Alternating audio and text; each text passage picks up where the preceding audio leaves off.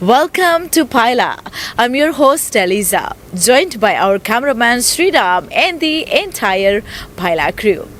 We have all been there, a night out with friends, a few drinks, and maybe cigarette or 2 or 10. We often tell ourselves it's just a way to unwind and let loose. But is that really all it is? Or are we just using these substances to fill a void, to escape the stresses of everyday life? We live in a world that's increasingly fast-paced and demanding. We are constantly connected, constantly stimulated, and constantly stressed. So, does smoking and drinking really make it easier to find pleasure? Today on Paila, we will be exploring the complex relationship between smoking, alcohol, and the pursuit of pleasure. We will be hearing from our audience member who will share their thoughts and insight on this topic. Stay tuned for a thought-provoking conversation. Hello, may I know your name, please? Kevin. Nice to meet you, Kevin. How are you today? I couldn't be any better. Do you smoke or drink? I don't smoke or drink anymore. I used to smoke. Okay. Oh, it'd be 30, 40 years ago. I'm looking at my wife to get a confirmation on that. All right. Yeah. So I probably quit twice. Which do you think more addictive, smoking or alcohol? I think it depends on the person. For me, it was smoking. Smoking was very difficult to quit, and you have the, I suppose, the addictiveness and the urges to keep smoking, they don't go away. Mm-hmm. Whereas drinking to me, I just quit and never took it up again. Okay. Didn't miss. Yeah. Whereas smoking, I smell smoke now, and I still think that smells good. Right. Yeah. So why is nicotine so addictive, and how does it affect the brain? I don't know if I can answer that properly. I just think it's a drug. It's a drug. It does. Well, to me, I can't answer that. I have no idea why it's so addictive. So what triggered your decision, and how did you overcome that challenge? So what triggered wanting to quit smoking from the beginning is that involved in sport or work, and I knew it was affecting my breathing. So how I quit, though, I think it was interesting. Cold turkey didn't work. Chewing nicotine things didn't work for me. I have a friend of mine who was a psychologist, and he actually hypnotized myself and a friend. While I don't think that was actually what helped me quit, it did actually help me quit. It sort of got me thinking that to be healthier, I needed to quit, and I certainly, eventually, when I quit for good, I just never wanted my kids to see me smoking. Have you or someone ever been affected by drunk driving? Absolutely. I've known plenty of silly people that have got behind the wheel after having more than 2 drinks and started driving. Frightening. What do you think is the most effective way to prevent drunk driving? I believe it's going to be different for everybody. For me, the easiest way was if I was going to be with a group that were drinking, I just didn't drink. I'd be the driver, the nominated driver, and not drink at all. I couldn't have 1 drink and then go and drive. That's just as bad as having 2 drinks. Sure. So the most effective way really is to not, in my opinion, don't drink at all.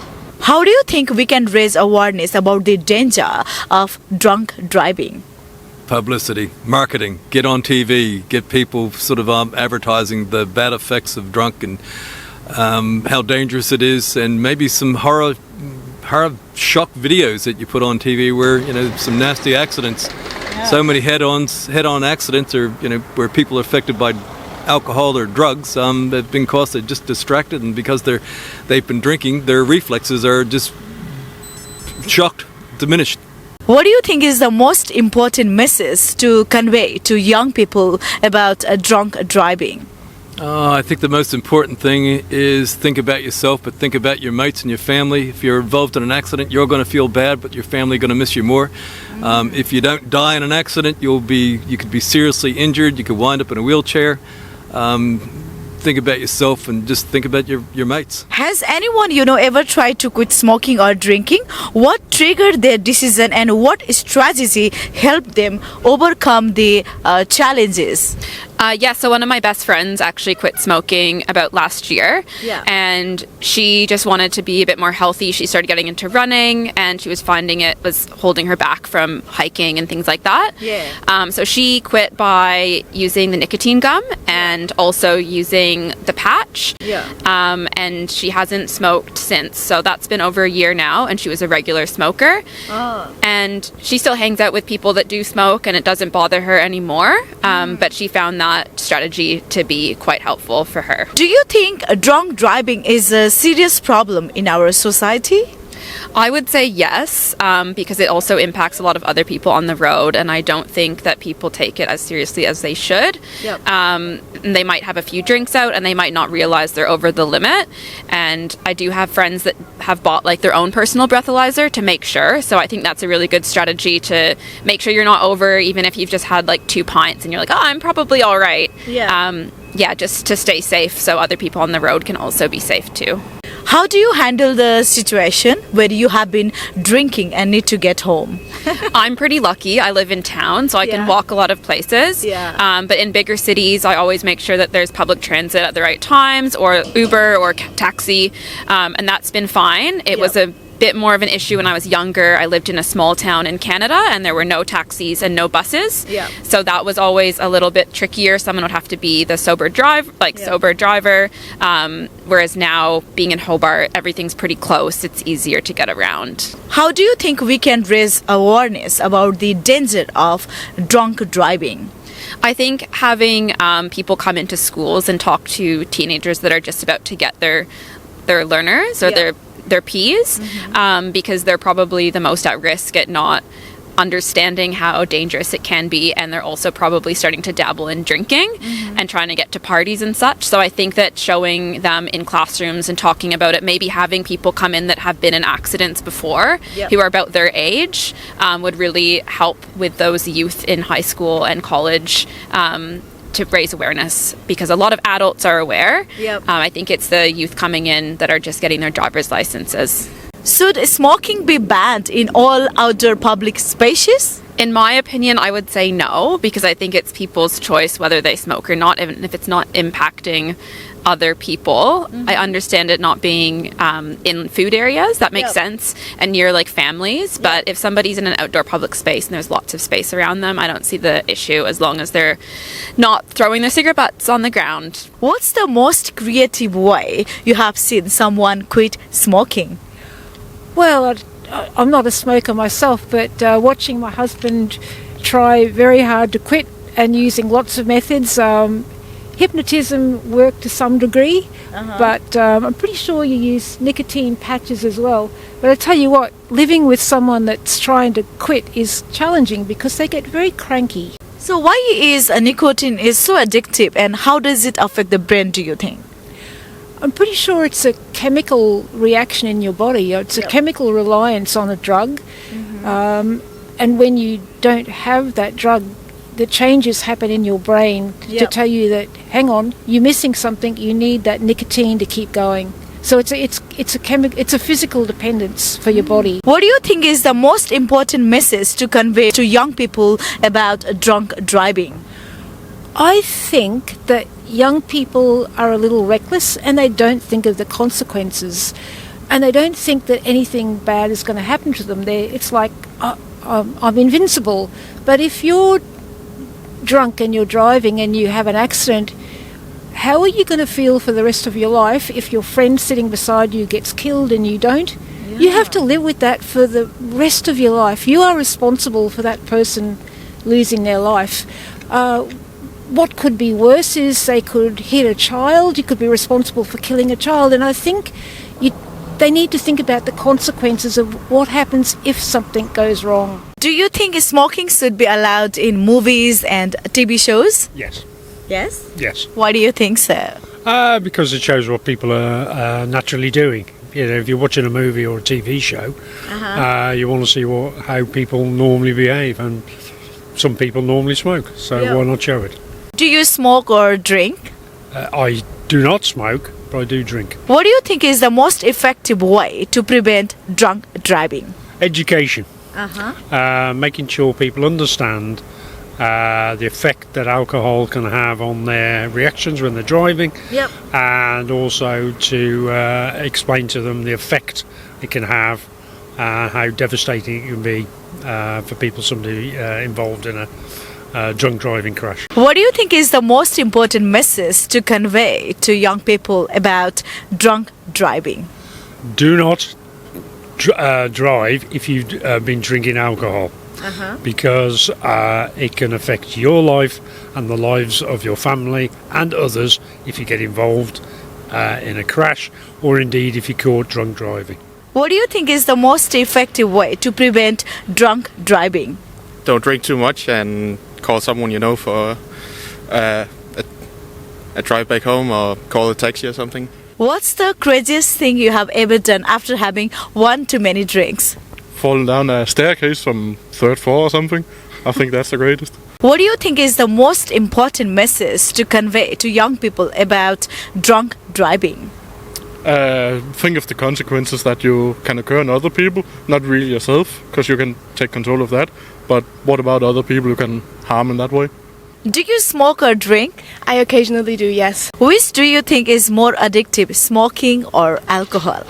I think smoking is a little more addictive. Why is nicotine is so addictive and how does it affect the brain? I'm not entirely familiar with the biology of it, but I think sucking on something makes it it serves a very primitive instinct that we have, because we start sucking from a very young age, and I think the motion of that is very instinctive. What's the craziest thing you have ever done after having one too many drinks? Well, to be honest, I have thrown up, but I haven't been super crazy. There's like 1 or 2 nights that I don't remember everything of, but yeah, other than that, it's pretty much it. Have you or someone you know ever been affected by drunk driving? Well, I have a very close person to me who actually lost 2 friends from drunk driving. Yep. It's a few years ago, but it's tough. How do you think we can raise awareness about the danger of drunk driving? Well, I think people who are affected are a very good speaking tool. They can tell their stories, and I've personally been to Canada during my high school years, and they have very, very great programs that they do with their students in the young high school age. And I did think that was very shocking, but it made me very aware. Hello, how are you today? Good, thanks. How are you? Very well, thank you. Do you smoke or drink? I do. Which do you think is more addictive, smoking or alcohol? I would say alcohol. Yeah? Yeah, I think it's more fun to do rather than smoking. And so I think it's more addictive because of that reason. Why is nicotine is so addictive? How does it affect the brain? Nicotine, I think I don't really understand nicotine that well. I think I just smoke for the sake of smoking and because it's yummy. But I think it does make you a bit like sleepier and a bit out of it, I think. Yep. I also think that it affects probably not just your brain but your body, which isn't great, but yeah. What's the craziest thing you have ever done after having one too many drinks? I've actually fallen down a few sets of stairs. Yeah? Oh, really? Yeah. Around Hobart, probably like 2 or 3 sets of stairs. I also have met and hung out with people that I probably wouldn't if I hadn't been drinking. Yeah. Yeah, that's really crazy. I think the stairs is a bit intense. Have you ever tried to quit smoking or not yet? Not quite yet. I think that's something for my future. I quite enjoy smoking at the moment, and I'm still young, so hopefully it's not affecting me too much. Okay. Have you or someone you know ever been affected by drunk driving? Yeah, my friend almost lost his life because he crashed his car when he was drunk. Okay. And so, yeah, he did that a few times actually. How do you handle the situation where you have been drinking and need to get home? I usually call an Uber. I quite enjoy getting into an Uber or a taxi and chatting to the driver. Yeah, and sometimes if we have a big group of friends going out, we have a designated driver who's not drinking, which is helpful. Well, it's time to wrap up our show. Before I go, I would like to share some final thoughts with you. Today, we delve into the complex world of smoking, alcohol, and the pursuit of pleasure. While these vices can bring us joy, relaxations, and social bonding, they also come with a significant drawbacks. On the one hand, smoking and drinking can offer a sense of unwinding and connections with others. However, the negative consequences cannot be ignored. Smoking is a leading cause of preventable death worldwide, while alcohol abuse can lead to addiction, health issue, and impaired judgment. The pursuit of pleasure can sometimes lead to an excessive focus on short-term gratification, compromising our long-term well-being. This can result in addictions, financial problem, and damaged relationship.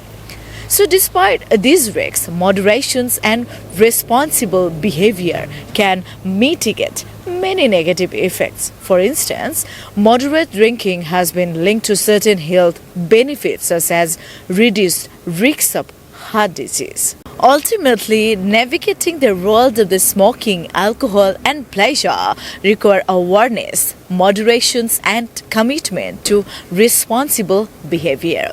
It's about finding balance and making choices that lead us to our best selves. We can still enjoy socializing and the company of others without drinking or smoking. Remember, true friends will always be there to lift our spirit, and their companionship is all we need. So, here's to life in all its complexity and beauty. May we always choose wisely. One drink too many, a lifetime of pain. Don't drink and drive. Stay safe, stay sane. Thank you for watching our show. A huge thank you to our guests who shared their insight and opinion, and to our viewers for your lovely feedback. This is Elijah signing off alongside our cameraman Sriram and the entire Paila crew from Hobart.